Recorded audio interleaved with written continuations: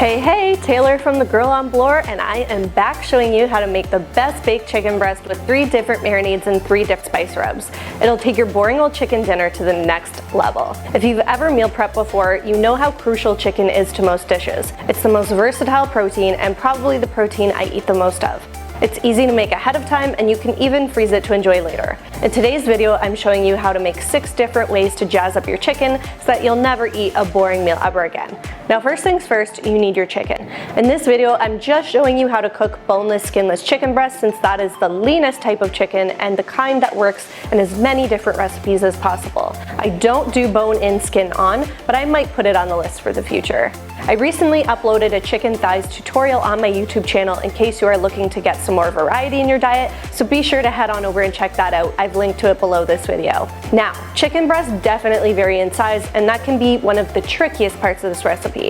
I know it's not something everyone has on hand at home, but if you can, I recommend weighing your chicken breast individually using a scale just so you can get a proper idea of how long you need to cook your chicken. On my blog, I've included specific directions for 6-ounce, 8-ounce, and 10-ounce breasts so that you know exactly how long to bake for. Once you've got your chicken, let it come to room temperature for about 10 minutes in order to ensure even cooking. Then you can preheat the oven to 400 degrees. This is the perfect temperature for getting an even cook on your chicken. I find that if you go any higher, you risk overcooking the outside and undercooking the center, but I know there are many different chicken breast recipes out there and everyone has a different opinion on cook times and oven temperature. This is what I find personally works for me. So preheat that oven, then get to work making whatever seasoning blend you end up choosing from the 6 options I give you on my blog. I'll quickly go over them here so you know what yummy options lie ahead of you. First up is my Greek marinade, which contains olive oil, lemon juice, garlic, oregano, and salt and pepper.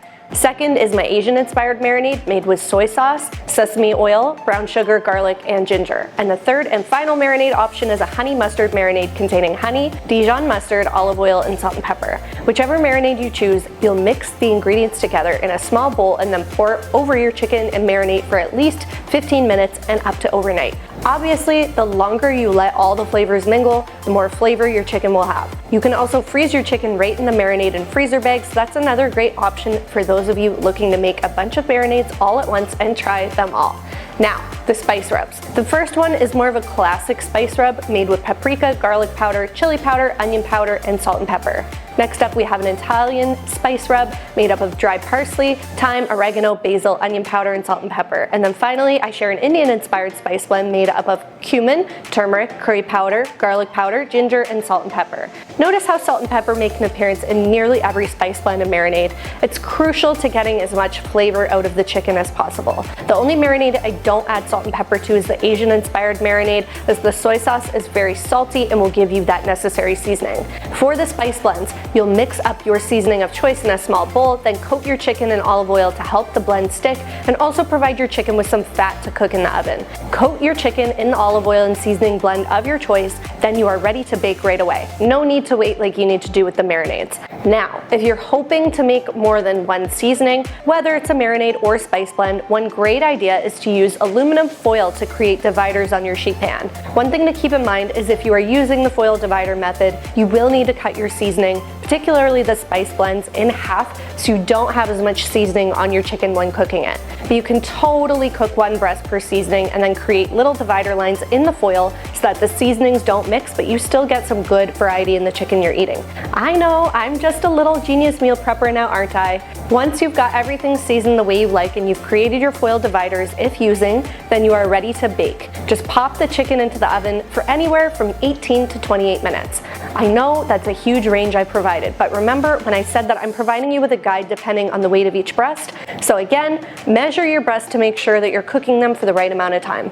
Smaller 6-ounce breasts will only take closer to the 18-minute mark, and 10-ounce breasts will take closer to the longer 28-minute mark. If in doubt, you can use a meat thermometer to check and make sure that the center of the chicken registers at 165 degrees Fahrenheit. You may notice your chicken reads closer to 160 for the cook times that I gave you, so just be aware that the chicken will continue cooking a little bit inside once you remove it from the oven, and you will end up seeing an increase in the temperature. Plus, I find it's better to remove sooner than necessary because you can always pop it back into the oven for a few minutes. It's tough to salvage overcooked dry chicken. Now, just like steak, you want to check to let the chicken rest for about 5 to 10 minutes before serving. Again, it's to ensure the chicken is fully cooked inside, and you're also helping the chicken to retain as much moisture as possible so that it's nice and juicy when you do go to slice into it.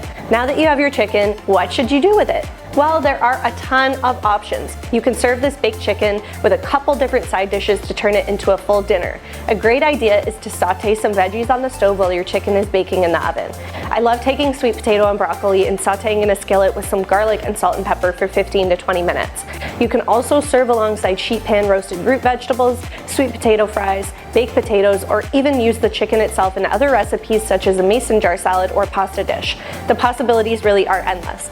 Leftover chicken will last in the fridge for 3 to 5 days, and you can reheat in the microwave for 1 to 2 minutes, making sure to sprinkle some water over top first. Sprinkling some water over top really does help to eliminate that leftover chicken taste, and using this baked chicken in new recipes such as stir fries, nachos, quesadillas, pastas, etc. will also help to get rid of that funky taste. Little pro tip for those of you out there who hate leftovers. I know you're not going to use up your chicken in that time. You can go ahead and freeze it too. Freeze the chicken sliced up in a freezer-safe container for up to 3 months. You can then defrost in the fridge overnight and reheat in the microwave as usual, sprinkling some water over top. I love having cooked chicken in the freezer for things like pot pies, tacos, pastas, and other recipes where it would take you a long time to cook the chicken fresh. You gain a major head start when you already have the cooked chicken on hand. If you're looking for more ideas to use up chicken and want to meal prep with it more, then head on over to the blog. I've linked to my chicken recipe archives along with this baked chicken recipe so you can make the full recipe at home. If you enjoyed this video, be sure to subscribe to my channel, and I can't wait to see you in the next video for some more meal prep deliciousness.